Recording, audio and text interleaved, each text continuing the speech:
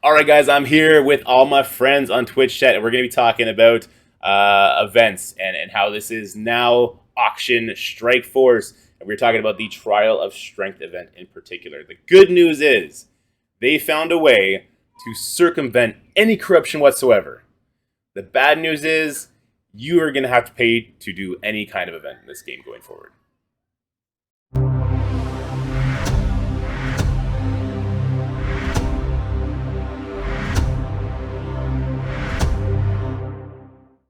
All right, so we're at the Trial of Strength event. We got to talk about how this event works. So, earning raid credits, opening gold orbs will get you points. Cool, we can hoard that stuff, right? We are in Marvel Horde Force after all, or are we? More on that in a second. So, there was a way to corrupt this event by bringing in somebody who had hundreds of gold orbs, waiting 24 hours, opening those up, and corrupting it, okay? And that would have sucked because everyone who used all their original 24 members, and that would have disadvantaged unless they do that. People were offering other people money to come in and do that, and that would have corrupted everything. But Scopely, the whole time when I was reporting that, they must have been giggling to themselves. Like, this naive fool, he thinks we would ever leave the door open for filthy free-to-play to actually get a leg up in this game? Hell no! So let's go ahead and look at the leaderboard. So right now, usual suspects at top, okay? We got Legion, Mutiny, huge margin here. So there was definitely some gold orbs here, but there was also another aspect we're going to get to. So right now, the usual suspects, so there's no like, oh, who's this alliance? Who's this alliance? Except for number 12 here, Essence. 11 members, not a single one of them over 7 million TCP. They threw up 8 million points right away. I did the math on that. As far as gold orbs go, with 0 raid credits coming in, because they are a super small alliance. It's not like they're going to be doing raids with 11 members. Not every day, anyway. Not completing them. They would have had to open up 1,700 gold orbs to get that 8 million points. I'm going to be surprised if this alliance does another huge jump. Then it means APK hacking. It means like, I don't know, Kraken alts, that they're in there and they're buying all the offers we're about to look at to kind of like kick somebody out of the top 10 for no reason whatsoever. It just wouldn't make sense. So keep an eye out on this Essence Alliance. If they do another huge jump, it's going to be probably APK hacking. All mini accounts that just hoard, that would explain the initial jump. What I'm saying is if they do a secondary jump, another 8 million, then look out for that. So why Horde Force, Dorky? Why am I calling this Horde Force? Or sorry, Auction Force. That's because if we go to the offer section, this is how they said there will be no corruption in this event. There will only be money for us. Yeah, so they are selling a bunch of offers, as we should have expected, I suppose. I can't believe I didn't take this into account. This $100 offer, $140 for me because I'm Canadian, is the equivalent of 10 gold orbs per 50k. Times 9 is 90 gold orbs. Plus, you're also going to get 9 orbs here as well. So 99 gold orbs is the equivalent here. That pales in comparison to some people's gold orb hordes, but don't worry, there's more. You get another 200,000 here, so that's the equivalent of 40 orbs with another 4 on top. That's 44. You can only buy each of these once, though, so it's okay, right? This one's 80k. This one's 50k, but you can buy it 5 times, so that's 500,000. That's the equivalent of 100 gold orbs. Anyway, you get my point. I did all the math on this. It was like 326 or 313 or something like that equivalency gold orbs total. So if you are in a Super Kraken alliance and everyone in your alliance goes and buys every single one of these offers, even the multiple offers, you'll get that. And that's a huge bump. So it's a huge bump. But there's more, okay? Look at all the multiple purchase ones. 7 hours, 7 hours, 7 hours, 7 hours. And on the 50k as well, 7 hours. $30 per offer, by the way. So if you bought all these, it's $300. With Exola, it's more like $400. Anyway. These are going to be daily offers, probably. You're probably going to see this refresh at the store reset. You're probably going to see them refresh at the store reset. These ones are actually 2 days. So we'll probably see them run again at the 2-day mark halfway through the event. So there's no way hoarding alliances are going to be able to compete on these leaderboards. All right, Legion's already at 40 million. Tomorrow they'll probably jump up to 55 million unless nobody's pushing back on them, and they'll maintain the lead and they'll get it in. That's fine. Look, people can spend their money how they want. That's the equivalent of like, I don't know, 400, no, more than that. That's the equivalent of like $1,000 in the offer section right there if I were to buy them Canadian. So kind of crazy, but money is relative to whoever's spending it. Sometimes it's a fart in the wind. If you have oodles and oodles of money, maybe it's not something I can relate with or you guys can relate with, but it is what it is. They can get it in. The problem that I have with it is that they're selling these crazy offers that really benefit the players who are buying them. Not much at all. The reason these players have to buy them is because they're competing against people who might have gold orbs hoarded. Okay, so they're pitting the Krakens against the free-to-play and forcing the Krakens to buy these offers. So the Krakens will get these ranked rewards. Cool. 6, 7 red star Dormammu. That's really powerful. Except if you were to just buy dark promo offers instead of these trash offers for milestone points, you would easily have enough dark promo credits just to bring up your characters. And I know a lot of the players in these alliances, they already have those characters at 6 or 7 red stars. This is going to turn into Elite Fours for them. These 2 rewards up top, for the vast majority of the players competing for them, are smoke and mirror rewards. Now, that might change. So that's probably true for 1 to 3. From 4 to 10, it might be a little bit different. But the Krakens themselves have these. Maybe the Krakens are helping their alliance mates get it.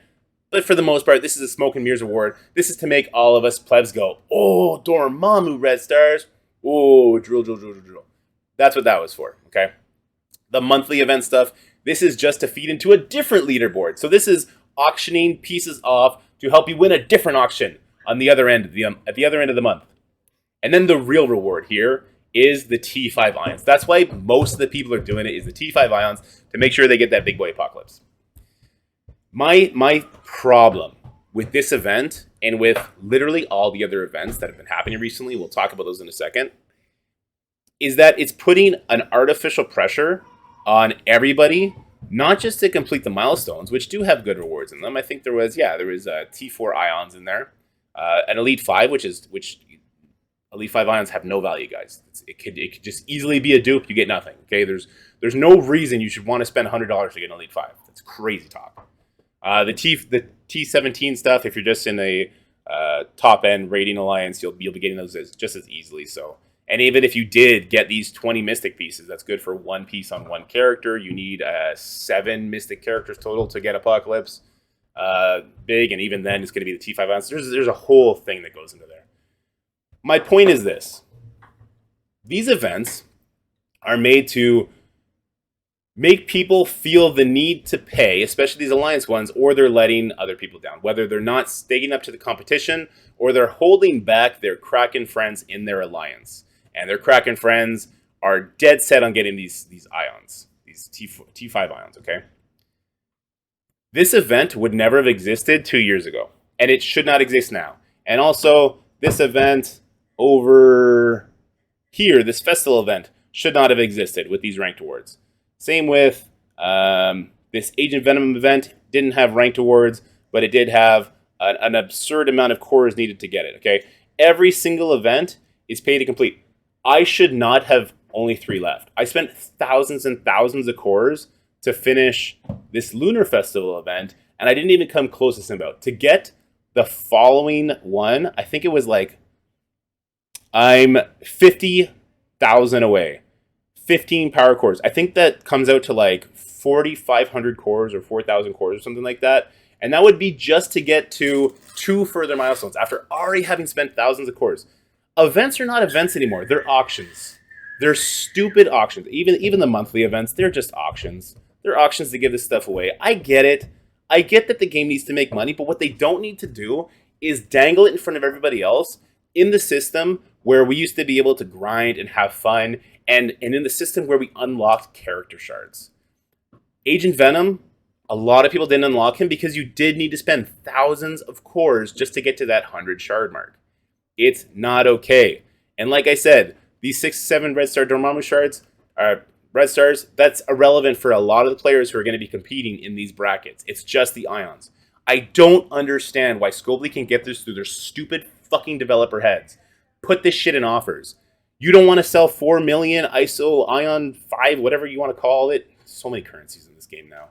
You don't want to sell that for $100 for 4 million. Look, I get it. You're trying to squeeze. You're trying to squeeze. I understand. Do something like this. Put 50,000 or 100,000 or whatever is the equivalent of what you're trying to sell this bullshit for. Put it in there with times 10 purchasing potential. Sell it for $100 for 100,000 of it. The Krakens who are cracking on this event can go buy it there instead. You're not dangling it in front of everybody. You're not causing massive burnout. Because let me tell you what's happening. Let me tell you why I wanted to make this video in the first place. My best friend in this game, Scotty, is quitting the game. He's quitting the game. He's done. Because of your predatory antics. If I wasn't a content creator, I'd be fucking done. You are squeezing the players who compete with your Krakens who don't care about their money too much, and you're going to kill that demographic.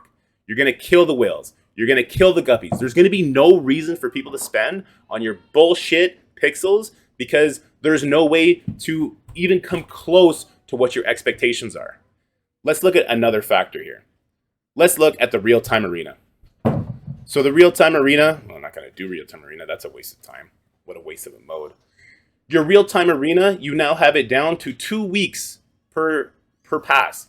That's kind of good for free-to-play, okay? Because they're getting the same amount of rewards in half the time. Good for you. You know what it also does? It mentally stresses out your spenders because now you're expecting them to buy this pass twice. You didn't change the price. You didn't even take it down 25%. You did nothing but increase the expectations to spend. Everything you've done has been to increase the expectations to spend in every single facet of the game. Even the character unlocks. We already talked about Agent Venom. Let's go look at Titania, whatever her stupid name is. All right, you put it in these orbs. Before this month-long event, wasn't that bad because you guaranteed 180 shards. No character unlock should not get the players 180 shards if they're busting their ass off to do all your stupid events to their markers, to do all your blitzing that you have them do, to do all this stuff. There is no reason why you should think a 3-star is an appropriate heavy grinder try-hard benchmark that you're going to use going forward. It's gross, and you're killing your whales and your dolphins, okay? I understand this may not affect free-to-play at all. They're just happy they get the character if they can get the character. They have fun. They don't care about building the newest toy. They're not trying to compete in Crucible. They're not trying to compete in War. That's great. Guess what? There's not 1,000 fucking Krakens. There might be 100 that can fill up 4 alliances. Do you think they're just going to face each other over and over and over again? That's the only way they're going to have fun?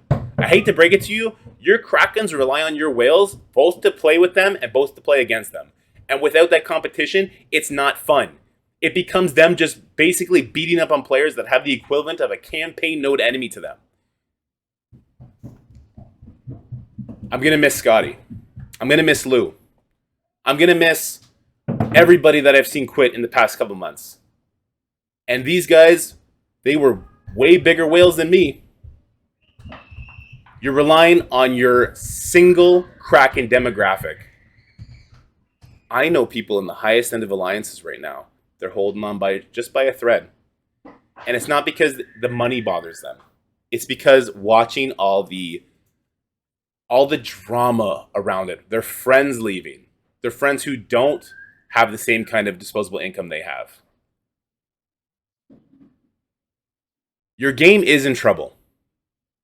I know people say all the time, the game's dying. It's trash, blah, blah, blah, blah. People still play it because the gameplay is good and we love Marvel. Make no mistake, your game's in trouble. And I hope you can figure it the That's it for the video, guys. I hope you enjoyed it. If you did, make sure you like, share, and subscribe. Stay happy, healthy, have fun, and I'll see you in the next one.